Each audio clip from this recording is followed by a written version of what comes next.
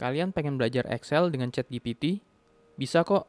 Caranya gimana? Kita bahas di sini ya. Tutorial ini adalah tutorial untuk pemula dengan bahasa yang jelas dan mudah diikuti. Tonton sampai habis ya. Ini pertama kita buka dulu ya websitenya chat.openai.com. Ini linknya saya taruh di deskripsi nanti ya. Kalau udah buka, nanti kalian tinggal login dulu, bisa menggunakan Google account kalian juga ya. Lalu kalian keluarnya seperti ini tampilannya. Tinggal ketik aja 5 rumus Excel paling penting. Nah, ini dia memberikan ada 5 rumus yang paling sering digunakan ya. Yang pertama itu sum, average, max, count sama count if sama if ya. Ini sebenarnya ini 2 rumus yang berbeda sih, yang count sama count if ini. Max sama min juga ya. Cuman ini mungkin biar dia lebih compact ya. Jadi dia gabungin nih max min sama count if nih ya. Meskipun mirip tapi ini beda ya. Yang pertama sum. Sum itu rumus yang digunakan buat menjumlahkan nilai dengan rentan sel tertentu. Contoh dari A1 sampai A10 itu dijumlahin jumlahnya berapa, caranya seperti ini ya. Sama dengan sum A1.2 A10 ya. Kira-kira seperti ini rumusnya. Yang kedua itu average. Average itu mirip kayak sum, cuma kalau sum itu kan dijumlahin. Kalau average itu dia hitung rata-ratanya ya. Jadi misalkan ada 10 data, dia jumlahin 10 data itu dibagi 10.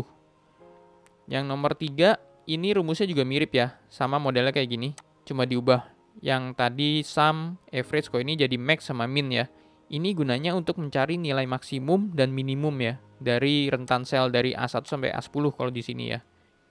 Yang keempat, count sama count if ya. Ini biar nggak bingung kita suruh dia menjelaskan lebih lanjut ya. Jelaskan count. Ini penjelasannya masih kurang jelas ya. Saya mau penjelasan dengan contoh. Nah, ini hasilnya dari ChatGPT ya. Jadi count itu adalah menghitung jumlah sel yang ada nilainya ya. Jadi ini kan 1 sampai 10 nih. Ada 10 data kan. Nah, ini kalau kalian lihat di sini siswa 4 dan siswa 7 itu nggak ada nilainya ya. Jadi begitu dihitung count dari sini sampai sini, yang kehitung itu cuma 8 ya. Karena ini 2, ini kosong. Jadi count itu menghitung sel yang ada datanya ya. Tapi perlu diingat ya, kalau misalkan yang satu ini misal nih ya, siswa 6 ini bukan 70 tapi dia 0 ya. Ini dia tetap kehitung juga ya. Jadi hasilnya kalau misalkan yang ini 0, tetap dari sini sampai sini count-nya itu 8 ya. Karena 0 itu nggak dihitung, nggak ada nilainya. 0 itu tetap ada nilainya. Yang nggak ada nilainya itu kalau kalian kosong sama sekali ya. Nah, lalu kalau misalkan count if gimana? Kalau count if itu akan menghitung bila keadaan tertentu benar ya. Jadi misalkan seperti ini ya. Count if dari B2 sampai B11 ini yang ini ya. Nilai ini. Yang nilai ini harus lebih besar dari 70. Lebih besar sama dengan 70. Jadi 70 termasuk ya. Kalau 70 ini dianggapnya lulus ya. Jadi kalau misalkan kita lihat di sini, yang di bawah 70 itu ada 1, ada 2. Jadi ini kan ada 10 nilai nih. Yang ini nggak termasuk, ini nggak termasuk. Udah tinggal 8 ya. Terus yang nggak termasuk lagi yang ini 60 dan 55. Jadi yang lulus 6.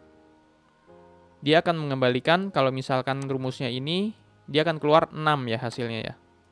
Demikian juga sebaliknya. Kita bisa menghitung siswa yang tidak lulus ya. Caranya begini ya. Kalau tadi kan lebih besar sama dengan 70.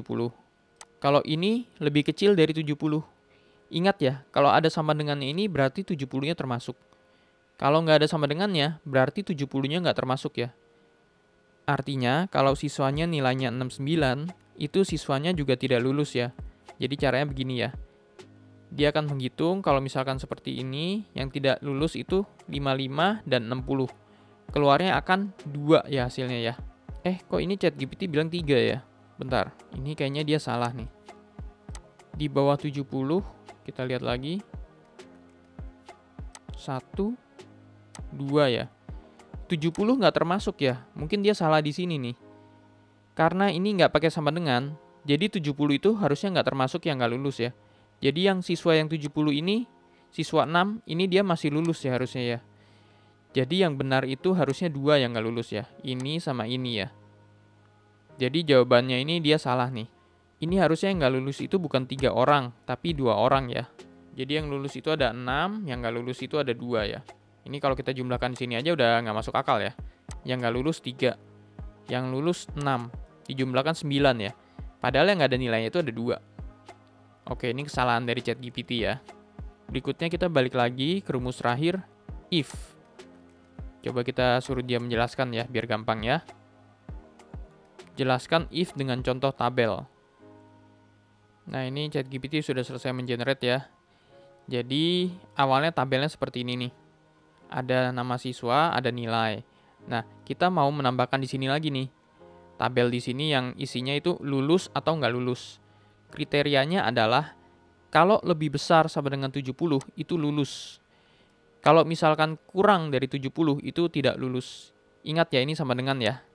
Jadi kalau misalkan 70 nilainya 70 pas, dia tetap lulus ya.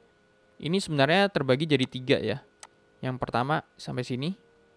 Sebelum koma ya. Jadi kita lihatnya ini dari komanya ya. Komanya kan ada 2 nih. Kebagi jadi 1, 2, 3 bagian. Ini 1, ini 2, ini 3. Jadi, bagian pertama ini adalah kriterianya. Kriteria yang harus dipenuhi. Yang kedua ini adalah, kalau benar, akan menghasilkan ini. Yang ketiga, kalau tidak benar, kriterianya tidak benar, akan menghasilkan ini. Kira-kira seperti itu logiknya ya. Setelah itu kalau misalkan rumusnya kita tempel di sini ya, ini akan menjadi seperti ini ya. 85 lulus, 75 lulus, 90 lulus, 60 tidak lulus, 55 nggak lulus juga, 65 nggak lulus juga. Seperti ini ya kira-kira ya. Sekian dulu tutorial kali ini. Kalau misalkan masih ada pertanyaan atau masih ada yang nggak jelas, mungkin kalian masih ada yang nggak ngerti salah satu rumusnya, silakan tulis aja di kolom komentar ya. Kalau menurut kalian video ini bermanfaat, tolong di like videonya ya. Sampai jumpa di video selanjutnya dan terima kasih.